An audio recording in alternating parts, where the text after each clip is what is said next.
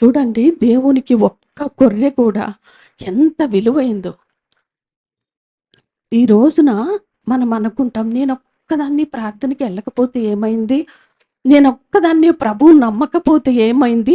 నేనొక్కదాన్ని ఈ పని చెయ్యకపోతే ఏమైంది అని నువ్వు అనుకుంటామే. నువ్వొక్కడివే కావాలాయనకి. నువ్వొక్కదానివే కావాలి. వీళ్ళందరినీ వదిలేస్తాడు. తప్పిపోయిన ఒక దాని కోసం వెళ్తాడాయన. ఎక్కడెక్కడో వెతుకుతాడు. కంపల్లో, ముళ్ళల్లో, గుచ్చుకునే చెట్లలో, పొదల్లో అది దొరికే వరకు వదిలిపెట్టాడంట ఆయన.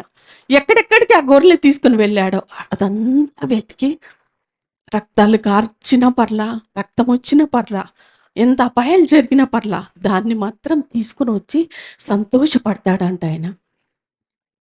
ఆ గొర్రెల కాపరే ఈ రోజున నీ కోసం ఎదురు చూస్తూ ఉన్నాడు.